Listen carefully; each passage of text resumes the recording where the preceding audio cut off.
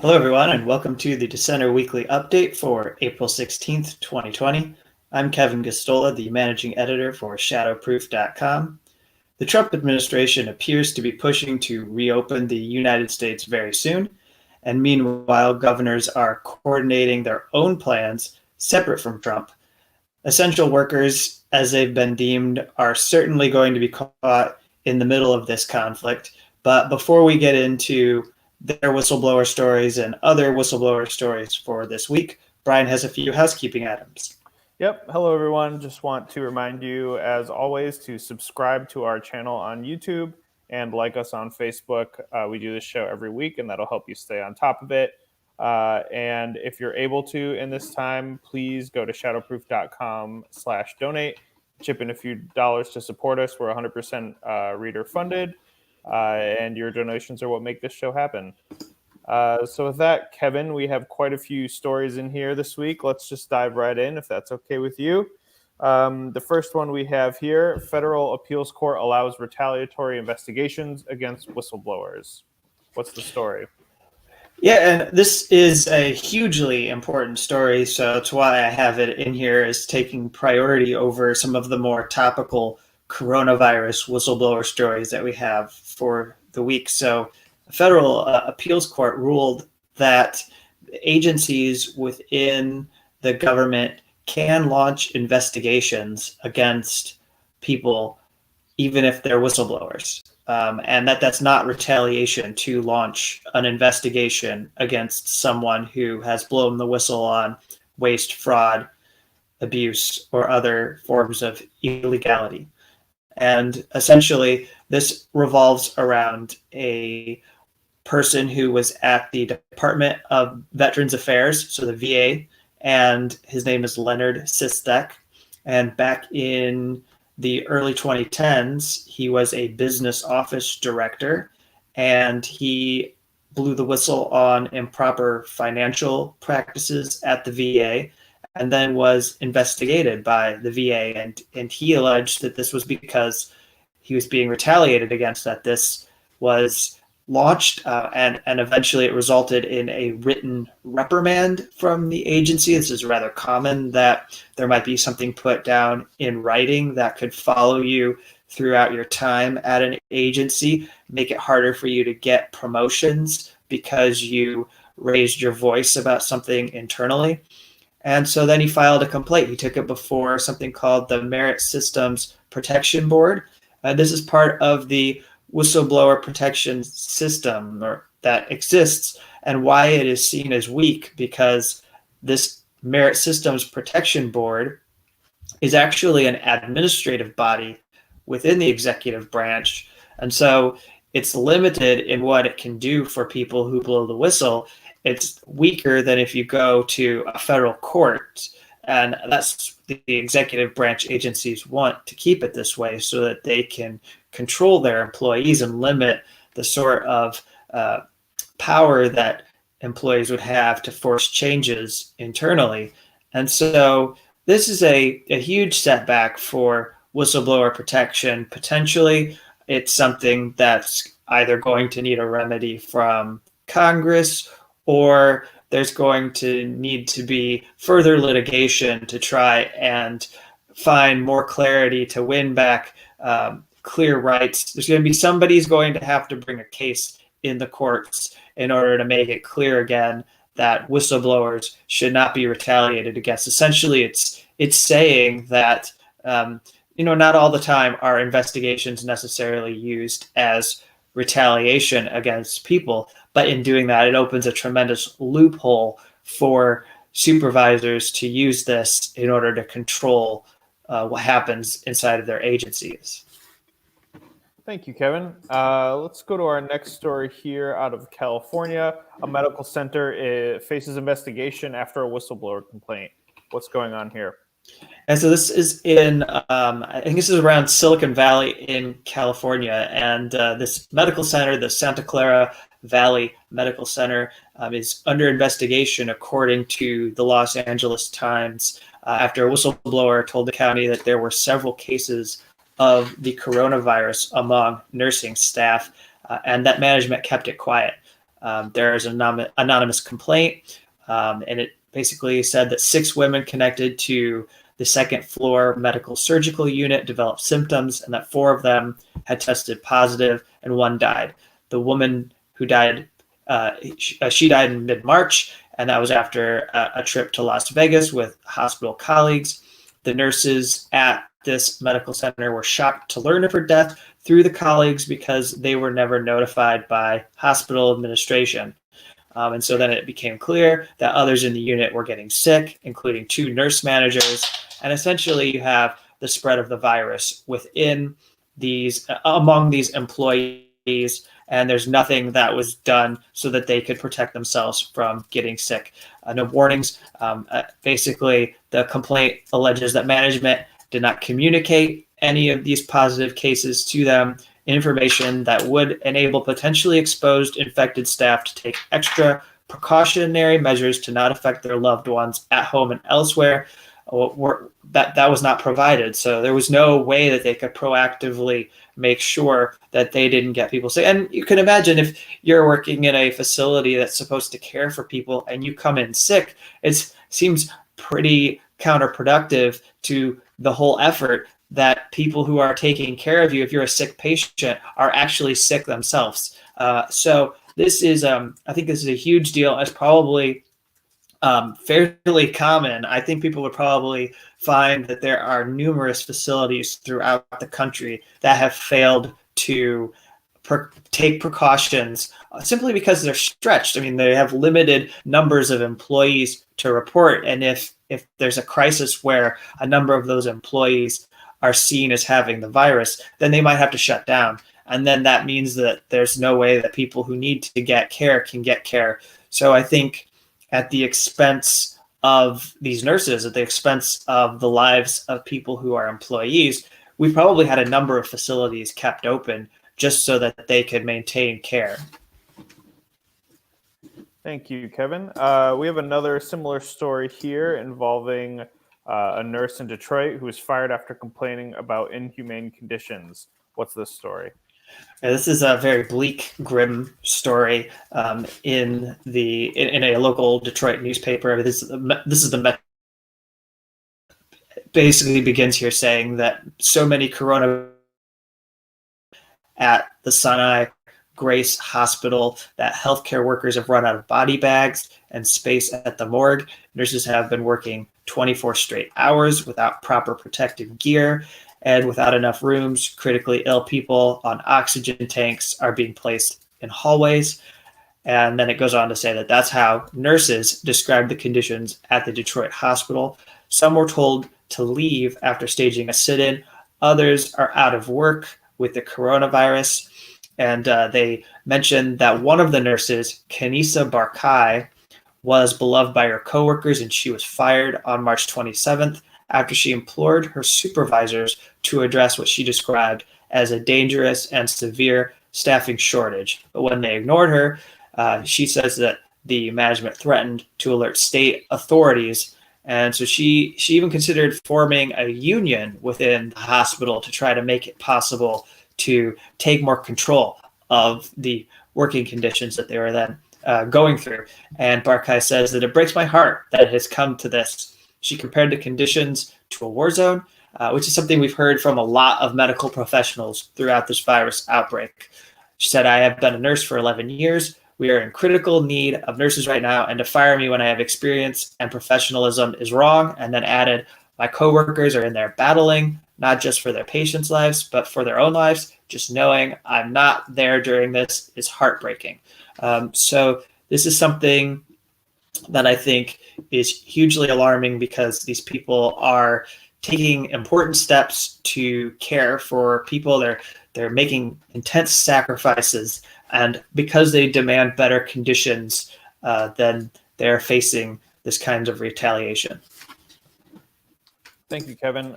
We will obviously keep on this, as I'm sure as this drags on, we will be seeing a lot more whistleblower cases and cases of retaliation against people working in hospitals. Our next story also, I think, follows up on something we've talked about on the show. We have Amazon intensifying their crackdown on whistleblowing employees. What have you learned here? Right. So we're going to have two different stories that fold in under this headline here. Basically, Amazon fired two Seattle-based employees who publicly criticized their safety and working conditions at their warehouses. They were tech workers, I believe, and they were Emily Cunningham and Maren Costa. They were both fired last Friday, so almost nearly a week ago. And this is retaliation for them tweeting criticism of the company. And they had even offered to match donations to warehouse workers. Both of them, by the way, this connects to a previous story, just like you're saying, because we had talked about how there are workers who have spoken out against Amazon's climate policies. And we've covered protests in Seattle against the company because they're not doing enough to change their company in order to diminish the threat that their actions pose to the environment. And so these two individuals were known critics of Amazon's climate policies, and now they've been fired. There's a third employee, actually, that's mentioned in this article by The Verge that was asked not to return to work after he circulated an invitation to join a virtual discussion with warehouse workers. That person his name was Chris, and this notice was circulated, and so he's now not allowed to come back to work for Amazon because he shared this information. This fits a pattern. We've seen this happening. A very well-known case now is Chris Smales, who was fired, a warehouse worker out in New York, and that basically the Amazon company with people like Jay Carney had planned to use Smales to smear the movement that is demanding more accountability, more workers' rights for individuals at Amazon. That, in fact, Amazon was going to use Chris Smales to make him some kind of face that they could use to marginalize the movement. We've got another story here of a manager at an Amazon facility who died. This was in Hawthorne, California. This happened last month. Operations manager Gerard Tuzara. He's the first known Amazon employee to die from the virus. And we know now that there is a virus that the virus has infected, according to the Washington Post, workers at 74 facilities, at least 74 facilities. And I want to make it clear that it's been really difficult to get Amazon to shut down these facilities or temporarily close them in order to clean the facilities, or to simply not have them operating because they're not essential. We've seen clips of workers complaining about how people are being allowed to still purchase non-essential items from Amazon, and that puts those workers at great risk because you're ordering things that are not urgent, they're not timely. Maybe they're toys, maybe it's some kind of like games or something, nothing that's crucial to human survival, and then that's putting those workers at risk that have to go around and get those items together in order to ship them out.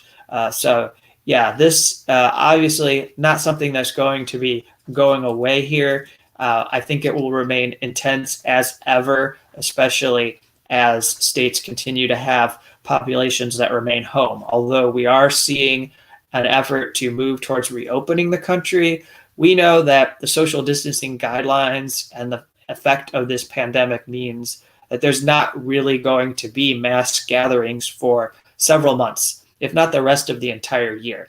And so being isolated at home means we're going to have a lot of people getting their goods through services like Amazon, and that's going to come at a cost to these essential workers. Thank you, Kevin. Jumping off that story from Amazon, we sort of move up the supply chain to a story involving Postal Service workers who are being pressured to deliver mail despite having coronavirus symptoms. What is the story you found here? Yeah, I've been highlighting the work of ProPublica throughout the coronavirus because I think they've done some really good work. And they talked to workers. They didn't use their names. These people are speaking anonymously at great risk.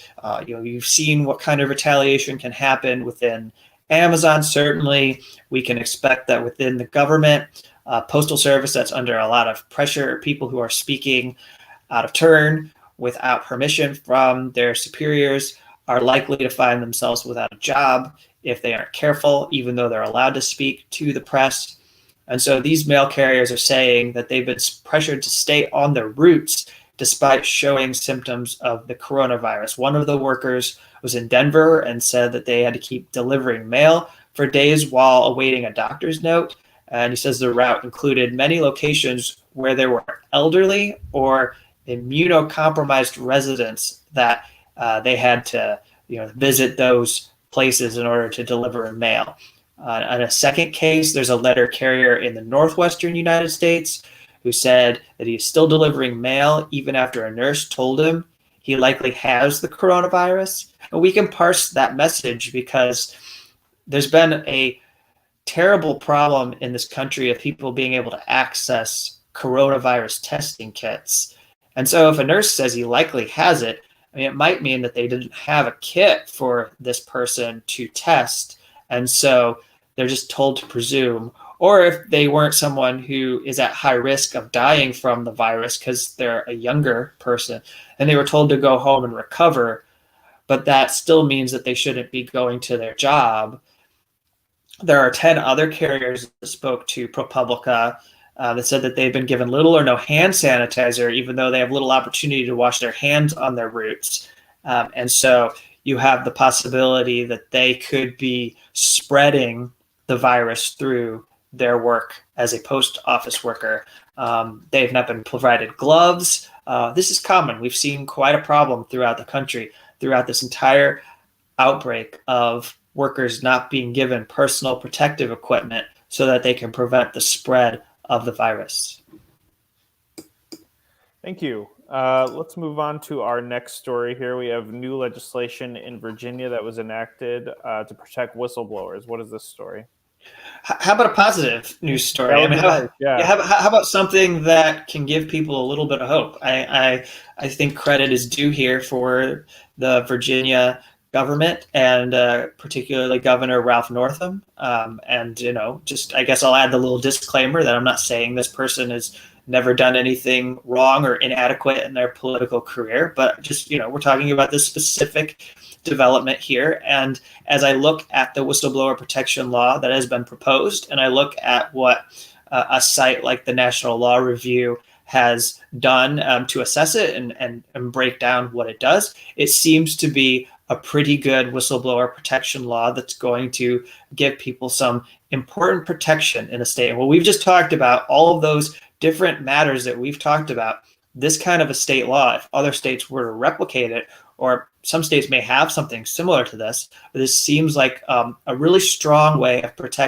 giving statutory protection to whistleblowers so that they can prevent themselves from being fired because they have spoken out about what's going on in their workplace. I mean, essentially the law says that it should protect workers from retaliation for reporting to a supervisor or any governmental body violations or suspected violations of federal or state law, for refusing to engage in a criminal act or carry out an order that would violate federal or state law, or engaging in participatory protected conduct. There's a lot of jargon, but essentially, if you're asked to do something that would violate federal or state guidelines, which I think is important now, because what if these states are not going to reopen and return citizens to the economy, but those businesses are pressuring their employees to return to work in ways that defy what states are asking? This would give you some kind of protection to go to governmental authorities and say that you believe this is wrong. It authorizes the whistleblower to bring a civil action seeking injunctive relief, reinstatement, and uncapped compensation for lost wages, benefits, and other remuneration. Unfortunately, it does not become effective until July 1st. But what I think is important about this law is that we're seeing the experiences we're going through right now have influenced the government to put this into place so that going forward, people aren't left vulnerable who should be able to have some kind of recourse in order to challenge the way they are mistreated. And so, or the way that their bosses might be trying to cut corners and get them to do things that maybe violate the law and possibly endanger them. And so what's now crucial is that the people of Virginia somehow get to know that this law exists. I think oftentimes you find that employees aren't aware that there are whistleblower protections available to them, whether we're talking about the minimal laws that exist within labor that are available to you if you're a worker who works anywhere at any of these services. So now the key is going to be educating people in Virginia that they have this so that they can challenge being disciplined or threatened or discriminated against. Thank you, Kevin. Really wonderful collections of stories this week. We have one story left here that involves Julian Assange, our regular Julian Assange segment of the show. We have a Spanish security company spied on Assange to find out if he had a baby. Show us what's going on here. Well, yeah, so last week we updated because it was the 1-year anniversary of Julian Assange being expelled and then arrested from the embassy. And as I marked this day, as I wrote a story that was up at Shadowproof. If you want to go read it, it recapped everything that a lot of what happened in the last year with Julian Assange and his case. And the same day, we got this news that the tabloid press was excited to spread all over because it feeds into the kind of public mobbing that they've been doing of Julian Assange for the last decade. It's part of their character assassination, and this kind of journalism, which, you know, I'm not really sure if it's journalism, but it's more gossip. This kind of gossip that they've trafficked is the sort of thing that has made it hard to defend Julian Assange. It's made it easier for the British government, the United States government, the Swedish government, the Ecuadorian government to get away with what they're doing. And so we had a development where it was revealed that Julian Assange fathered 2 children while he was inside the embassy. And there's a good video that was posted by Activism, ACTVism Munich, with the woman who is his fiance now. He's engaged to a lawyer named Stella Morris, who has been part of his legal team, and she spoke about his, you know, not only the threat to him, but spoke about how they met and what it means to that, why they started a family. And I think, you know, Brian, knowing that you're someone who has done work on prisons, you might be able to empathize with this feeling that she had, and that it seems Julian Assange had, although we haven't heard it from him personally. But basically, they decided that they didn't want their life to be limited to the 4 walls of the embassy forever. They didn't want this confinement to define them for the rest of their lives, and so they decided that they would have a family. And because, you know, they could actually see each other, they had children, and then, you know, those children were born. He wasn't able to see them born, but then to meet them in the embassy to see his kids. I understand. I think they're toddlers, and so we had this journalism put out there that focused on this and made it seem like salacious and kind of creepy and odd, even though like it's actually seemed relatively normal to me. That's of a lot of the things that Julian Assange has maybe done in his career, this seemed to be one of the more normal things that I've seen Julian Assange do, which is to want to have a family because he wants to believe there's going to be something more beyond being prosecuted by the United States for the rest of his life. So he has this family now, and it's going to give him reason to keep fighting and to not give up while he's being pursued by the United States.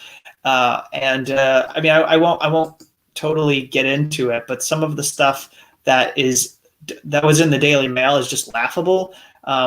But what is important beyond the stuff that makes it into the gossip pieces all over is that we actually had some inclination before this past weekend that there was a baby that was maybe Julian Assange's son. There just hadn't been a complete connecting of the dots, so to speak. And we know that Undercover Global, the Spanish security firm, had monitored visits to Assange. It was there. It was targeting journalists. It was targeting his legal team. They were eavesdropping on conversations.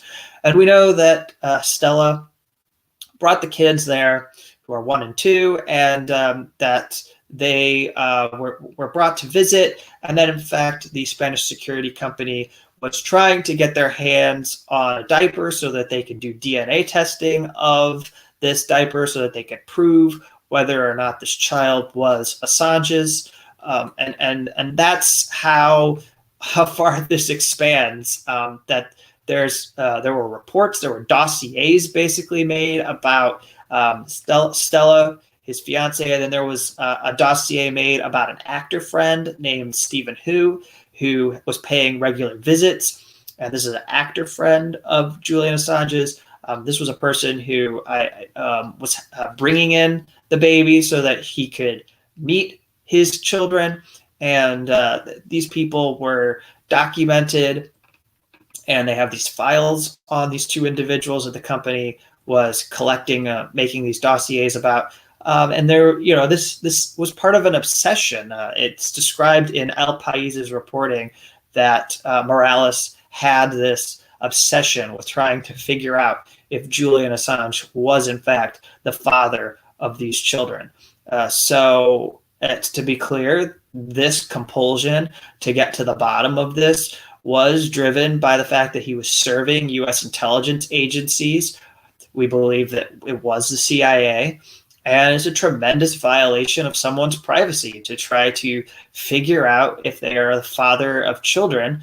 I mean, potentially wanting to get that information out there, I think, to embarrass him. I mean, the reason it was secret is because they didn't want anyone to do anything negative to his family, his new family. So the people, Stella and people around him, were keeping this secret because understandably they knew what would happen if it was found out that Julian Assange had made babies while he was in the embassy. Like, people wouldn't be able to handle that in a mature way without completely freaking out, which is what we've seen in the last few days. So I think that this is this detail. I mean, I don't really care about Julian having kids, but this detail of the security company targeting Julian Assange and trying to figure out if he had a baby or not is something that is going to be brought up multiple times by the defense in the upcoming extradition hearings that we'll see,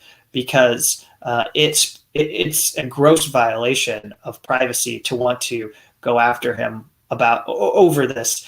And so finally, to wrap everything up, Julian remains in this facility in the Belmarsh prison, and there's still a threat of the coronavirus. Prisons throughout the world are seeing this threat. Yet Julian Assange has not been let out on bail to be put on house arrest with an electronic tag. There are other cases that we follow. Reality Winner is still in a facility in Texas, a federal facility. We're seeing stories of federal prisons failing to test prisoners. We know that federal prisoners are tremendously vulnerable. There's Terry Albury, who's also in a federal prison. All of these individuals vulnerable to getting the coronavirus. Jeremy Hammond finishing his sentence. He had been subpoenaed to testify before a grand jury and yet returned to a prison. He wasn't able to complete his sentence. He was going to be let out of prison at the end of 2019, but because he was given this subpoena, it disrupted that. He was removed from a program involving substance abuse program where you could get good time served credits, so to speak, and that was disrupted. So now he's still in prison and isn't out of prison yet.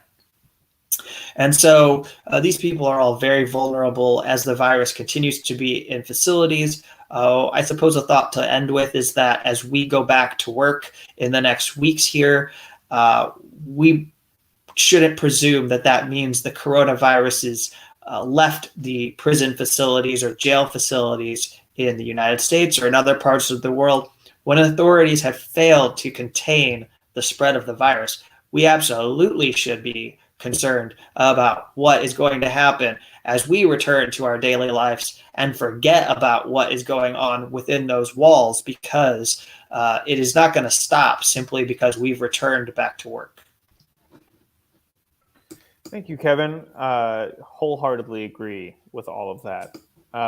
Any final words or final thoughts? You ran through a lot of really great stories this week. I know that we have a fundraiser we're about to do some more promotion around to help give journalists some work during this time.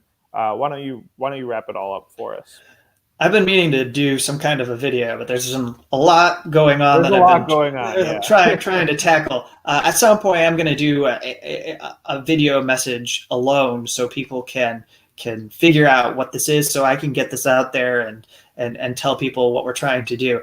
I'll just leave it very basic here. If you can support what we're doing with shows like the Dissenter Weekly, we're using Shadowproof as a platform to share Unauthorized Disclosure, a weekly podcast show that I do with Rodney Kalick.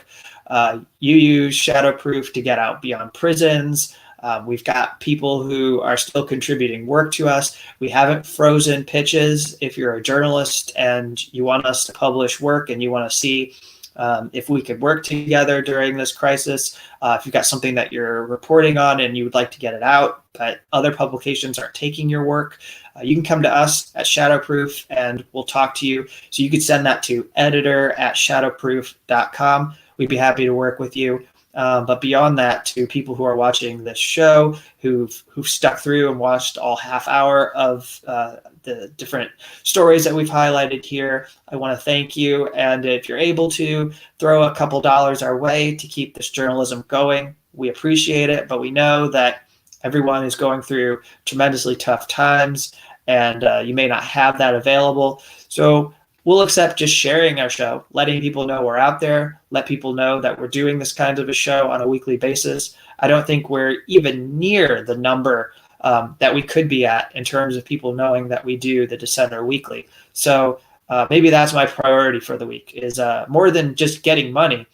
If you could take this moment to share the link to this when you see it, we're going to we'll put the show up at shadowproof.com Friday. So if at some point you could share this over the next few days and let people know that we do this every week, that we talk about whistleblower stories, because we believe that there's a lot more whistleblower stories out there than just the ones that speak out against Donald Trump and are useful for partisan purposes by the Democratic Party.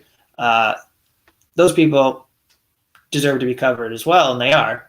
You'll see them talked about on CNN, and they'll be written about in the New York Times. But we're talking about people who, though their stories don't normally get out, and we need to talk about them. We need to pay attention to their stories.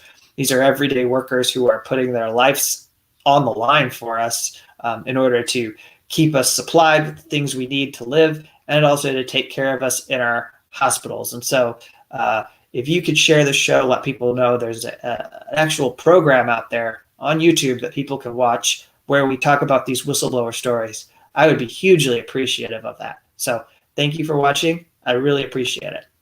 Thank you, everyone. And just a reminder, if you enjoy the show, please subscribe on YouTube and like us on Facebook. And we will catch you next week. Be safe.